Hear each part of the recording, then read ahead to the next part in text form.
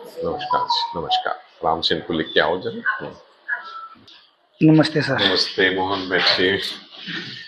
हाँ जी मोहन, आपसे फोन पे तो रिपोर्ट डिस्कस हुई थी हाँ जी, हाँ जी, जी। हाँ जी। अब आप उन केसेस में से हैं जिनको सारी उम्र आरपी कहा जाता है क्लिनिकल जजमेंट से, और जेनेटिक टेस्ट में आया है कि ये रेटिनाइटिस पिगमेंटोसा नहीं है। नहीं। तो अब होता क्या है कि इन जीन टेस्ट में 159 तरह के तो लेबल कर दिए जाते हैं जी और जो बाकी हैं उनको नॉन स्पेसिफिक आरपी बोल दिया जाता है। जी लेकिन ये उससे मिलती जुलती बीमारी है जी जिसे हमारी भाषा में बोलेंगे कंजेनाइटल रेटिनल डिस्ट्रॉफी, पिगमेंटरी डिस्ट्रॉफी। जी ठीक है, लेकिन ये टिपिकल जो रेटिनाइटिस पिगमेंटोसा नाम है, अब इसको नहीं दे सकते। अब इसका मतलब क्या है? मतलब ये है कि इसमें पिगमेंट भी डिस्पर्स है और चीजें भी हैं, रेटिना में प्रॉब्लम है, लेकिन सारे अवगुण नहीं है इसमें रेटिनाइटिस पिगमेंटोसा के। जी ठीक, बेसिक ट्रीटमेंट जो सॉल्ट्स हैं जो रेटिनल डिस्ट्रॉफी के लिए होते हैं वो स्टैंडर्ड प्रोटोकॉल आपका चलेगा।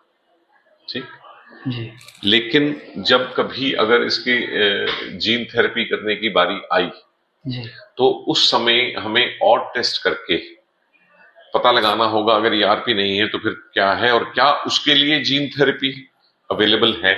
जी वो हम कभी भी कर सकते हैं, ऑल्टरनेट टेस्ट। ठीक, जी बढ़िया।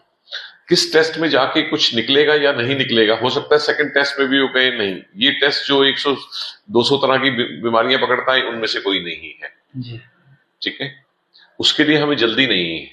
जी स्टेम सेल से पहले भी, थेरेपी करने से पहले भी हम चाहेंगे कि हमें इसका नाम और नंबर पता चल जाए इस बीमारी का, जी कि अगर ये आरपी नहीं है, टिपिकल आरपी, तो कौन सी रेटिनल डिस्ट्रॉफी है, और फिर उसके लिए स्टेम सेल और जीन थेरेपी स्पेसिफिक जब आएंगी तो स्टेम सेल तो शायद 1-1.5 साल में ही आ जाए। ठीक है, जी सो क्योंकि अभी आपने पैसे खर्चे हैं जीन थेरेपी उस पे, टेस्टिंग पे, जी और करवाना चाहें अगला टेस्ट हम लिख देते हैं। अब करवाना हो 3 महीने में कराना हो 6 महीने में, कोई जल्दी नहीं है। अभी उस टेस्ट की रिपोर्ट को हमने इस्तेमाल नहीं करना है। हाँ, इस्तेमाल तब करना है जब स्टेम सेल थेरेपी सबसे पहले आएगी या जीन थेरेपी। जी अगर नैनोस्कोप आ गई वो तो सब पे लागू होगी, जी जी उसमें तो कोई प्रॉब्लम नहीं है। जी ठीक है, अब इस दौरान आपने थोड़ा सा नंबर और एक्सेप्ट किया है 19-20 के फर्क का। इस दौरान कैसा रहा आपका? इस दौरान तो सर मुझे वैसा ही लग रहा है, बस जैसे मैं रात को येलो लगा लेता हूँ, लाइट में, जैसे यहाँ बैठा हूँ हाँ, तो कंफर्टेबल हो जाता है। पोलराइड ग्लास लगा के। हाँ जी, हाँ जी, आप स्टिकॉन वाला है ना? हाँ हाँ जी। और जैसे धूप में हूँ, धूप में जाते हैं तो धूप में ब्लैक लगा लिया, हाँ, कंफर्टेबल हो जाता है। परंतु छाया आ जाती है तो फिर अनकंफर्टेबल हो जाता है, फिर हटाना ही पड़ता है। फिर तो हटाना ही पड़ता है, और प्लस आपको लगता है अब कोई लाइट जलाए इसमें। हाँ जी, हाँ जी। कि दूसरा डॉक्टर साहब, मैं महसूस क्या कर रहा हूँ, जैसे अभी आपको सामने से देख रहा हूँ, इस देखने में और मैं आपको ऐसे देख रहा हूँ, इस देखने में बहुत फर्क है। अभी पीछे से कोई है, जैसे मैडम है साइड में खड़ी, साफ दिखाई दे रही है। अच्छा, आंखों को मैं थोड़ा ऐसे करके देखता हूँ, नीचे से साफ दिखाई दे रहा है, नीचे का साफ दिखाई दे रहा है, इसलिए मिडल से नहीं दिखाई दे रहा है, आपका जो धुंधला दिखाई दे रहा है काफी। इसीलिए इस टेस्ट की इंपॉर्टेंस भी है। जो टिपिकल आरपी में चेंजेस आती हैं वो साइडों की देखने की खराबी होती है, आपकी देखने की खराबी सेंटर की तरफ से है। मुझे डॉक्टर ने, मैंने पहले भी कहीं करवाया था, उन्होंने कहा था कि मिडल से जो रेटिना है वो थिन काफी हो गया है, तो है ये, ऐसा कुछ बोल रहे थे।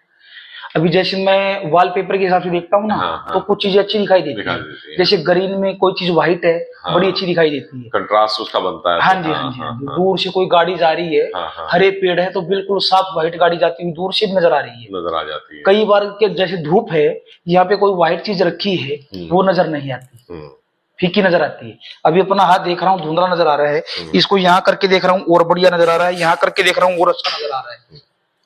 देखो, आपकी जो दो मेन है ना, सेंटर तो अफेक्ट है ही है जी जी, लेकिन सबसे ज्यादा ऊपर वाला सेंटर अफेक्ट। हाँ जी, हाँ जी।